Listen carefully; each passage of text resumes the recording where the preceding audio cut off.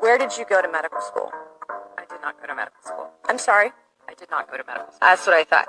Why do you think you or anyone else at Twitter had the medical expertise to censor a doctor's expert opinion? Our policies regarding COVID were designed to protect individuals. We were seeing You guys censored Harvard-educated doctors, Stanford-educated doctors, doctors that are educated in the best places in the world, and you silenced those voices. Did the U.S. government ever contact you or anyone at Twitter to pressure Twitter to moderate or censor certain tweets? Yes or no? we received legal demands to remove content from the platform from the U.S. government and governments all around the world. Thank God for Matt Taibbi. Thank God for Elon Musk for allowing to show us in the world that Twitter was basically a subsidiary of the FBI. Last week, Health Canada admitted that the Pfizer COVID vaccine contained a DNA sequence of SV40, that is the simian virus, was from the 40th monkey virus that had been identified. Now, the FDA and the CDC have not said whether they knew about this. They haven't said if they knew that it was in the original COVID vaccines or if Pfizer is somehow keeping something from us. Joining us to discuss is Steve Kirst. He's from the Vaccine Safety Research Foundation. He's also a health blogger who's been following so many lies about the COVID vaccination program and the pandemic. So thank you so much for joining us. Can you explain why this revelation is important? Yeah, it's the first time that a health authority anywhere in the world has acknowledged what Kevin McKernan, who's a research scientist, found and published back in April of this year, saying that in the Pfizer vaccine, there's an SV40 promoter sequence in that. And that's an active ingredient. It's not supposed to be there. Nobody has said anything about it's supposed to be there. It's not on the label anywhere for Pfizer. And to this point, no health authority had spoken out about it. So now at least we have one honest health authority in the entire world, which is Health Canada, which is has confirmed that yes, that sequence is in there. That is what they are producing. And also, and they didn't admit this, but the documents that Pfizer provided to the FDA show that they deliberately removed the identification of SV40 from the documents that they handed to the FDA. And presumably, they removed this reference to the documents that they handed to every health authority in the world. Now, only Health Canada has acknowledged this, and they don't seem to be too upset about it. And all the authorities that I've talked to are extremely upset about it because it is an active ingredient, and we don't know what the repercussions are. So these are my observations, and this is my analysis. There have been two waves of injury to the world. The first has been the SARS-CoV-2 infection, which preyed upon the frail and the elderly. And then the second wave of injury now has been the COVID-19 vaccines. The role of the WHO appears to be adverse in both of these. The role of the WHO appears to be operating within a biopharmaceutical complex, a syndicate, a complicated syndicate that has formed over time. It includes the WHO, the United Nations, the World Economic Forum, the Gates Foundation, Rockefeller Foundation, the Wellcome Trust, Gavi, CEPI, the Coalition for Epidemic Preparedness and Innovation that Gates Foundation and the WEF formed largely. The Department of State in the United States, the National Institutes of Health, the CDC, the FDA, the MHRA in the UK, TGA in Australia, SAFRA in South Africa, the EMA here in Europe. This grouping of non-governmental organizations with governmental public health agencies is operating as a unit. They're carefully coordinated. And the impact has been adverse. At the outset of the pandemic, there was an investigation by the WHO on the origins of SARS-CoV-2. That's when the beginning of the cover-up began.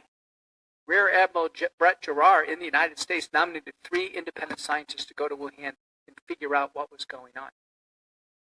We knew at that time, and this has all come out in congressional hearings, that Anthony Fauci, Francis Collins, Jeremy Farrar, who was at the Wellcome Trust, who's now the chief scientist at the WHO, Christian Anderson at Scripps, Edwin Holtz in Sydney, Peter Daszak at the EcoHealth Alliance. They all conspired in January of 2020 to cover up what they knew, that the virus was engineered in a joint U.S.-Chinese collaboration in the lab in Wuhan, China. And they deceived the world with 12 subsequent fraudulent papers in the peer-reviewed literature. These were quarterbacked by Jeremy Farrar, who is the chief scientist at the WHO. This is all in the series of reports in the House Select Committee in the United States by the U.S. Congress, led by Representative Brad Wenstrup. The WHO has played an adverse role from the very beginning, deceiving the world on the origins of SARS-CoV-2. Doctors like us in clinical practice got behind on this because our governments and agencies like the WHO weren't honest with us. And instead of helping us, or at least getting out of the way in terms of treating patients and saving lives, they got in the way and they impeded our ability to treat patients. They effectively created an entire environment of therapeutic nihilism. There are only 2 things that prevented hospitalization and death. One was early treatment early on, and then the second was to acquire natural immunity with the first episode of the infection. Nothing else worked. There were only 2 bad outcomes, hospitalization and death. To this day, the WHO does not support, embrace, or promulgate early treatment protocols for patients with acute COVID-19. That should tell you something. That should be a wake-up call. We're going on 3 years of this. 3 years of this. And still nothing to reduce human suffering from the WHO. Nothing. In fact, efforts that enhance human suffering. Because the first wave was the illness. And I've testified in the U.S. Senate multiple times. The majority of hospitalizations and deaths were completely avoidable in the highest risk patients with early intervention, starting with virucidal nasal sprays and gargles, and then intravenous and oral drugs administered at home to get people through the illness. Now enter the vaccines. Since 2021, the vaccines have ravaged the population in the world.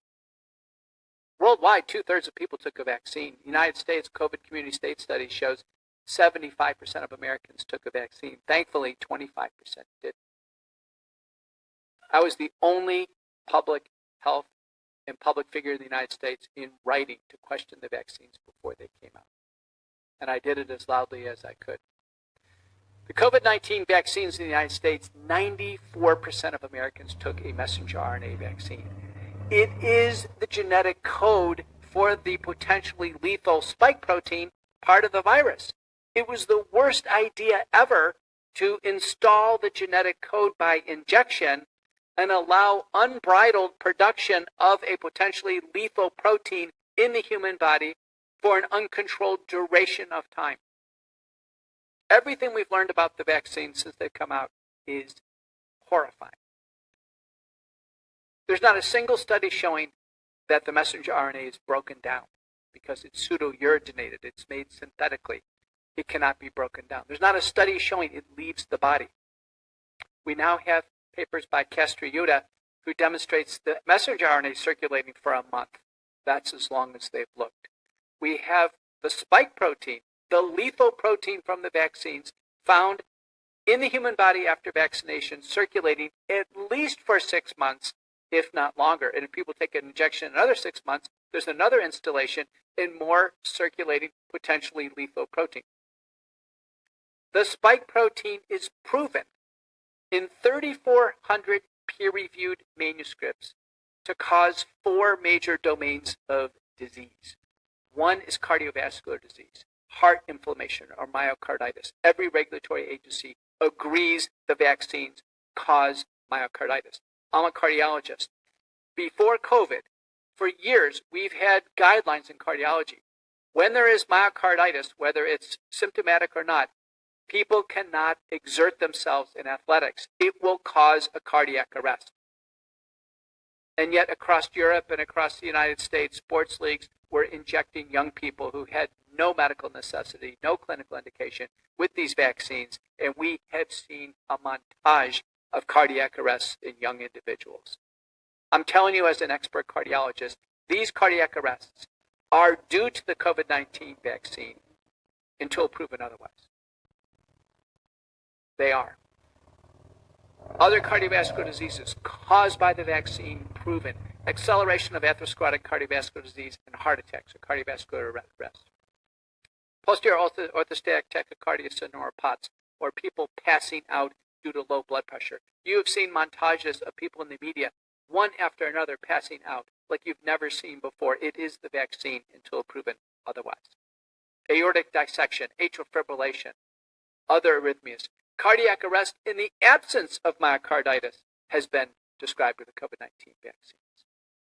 The cardiovascular domain of damage in the human body from the vaccine is substantial, more than anything we've ever seen with cholesterol, high blood pressure, or diabetes. The second major domain is neurologic disease, stroke, both ischemic and hemorrhagic, Guillain-Barré syndrome, ascending paralysis that can lead to death, which it has led to death with messenger RNA vaccines, agreed to by all of our regulatory agencies, small fiber neuropathy, numbness and tingling, ringing in the ears, headaches. These are common. Third major domain, blood clots. Blood clots like we've never seen before. The spike protein is the most thrombogenic protein we've ever seen in human medicine. It's found in the blood clots. The spike protein causes blood clots. Blood clots larger and more resistant to blood thinners than we've ever experienced in human medicine. I have patients with blood clots now going on 2 years, and they are not dissolving with conventional blood thinners due to these vaccines. We can't get these out of the body. We can't get the messenger RNA or the spike protein out of the body as is continually produced. Fourth and last domain, immunologic abnormalities. Vaccine-induced thrombotic thrombocytopenia and multi-system inflammatory disorder are early acute syndromes, well described, published. They have their own acronyms, all agreed to by the regulatory agencies. So all of you in the room and all of you listening online are asking, is it me? Is it my family member? Is it my loved one? Who is going to be the next person to drop after a vaccine? We've seen cardiac arrest now 2 years after these shots. 2 years. I'm the senior author on the largest autopsy study ever assembled of death after COVID-19 vaccination, worldwide. We searched the literature, 600 papers, all the clinical findings. We reviewed them with contemporary knowledge, experts in pathology and clinical medicine. Our conclusion, 73.9% of the deaths after vaccination are due to the vaccine. They are due to the vaccine. When it's suspected myocarditis, in a second paper, of which I'm the senior author, it's 100% of the time. It's due to the vaccine. Not COVID, respiratory illness, the vaccine. We are seeing now a third false narrative. The first false narrative was that the virus is unassailable, we have to stay in lockdown and be fearful. The second false narrative is take a vaccine, it's safe and effective. The third false narrative now is it's not the vaccine causing these problems, it's COVID. It's COVID that we saw back in 2020 causing all these problems in 2023. Don't fall for the false narrative. The medical literature at this point in time is compelling. The Bradford Hill criteria for causality have been fulfilled. The vaccines are causing this enormous wave of illness. Now, could it be you and your family member? A few important papers to finish. One is by Schmeling and colleagues from Denmark, demonstrating that about 30% of people who have taken a vaccine have zero side effects, nothing, not even a sore arm, not even a sensation that anything happened with the injection. Those people appear to be fine forever, as if they didn't take a shot. And the data are the same in the United States in our VAERS system.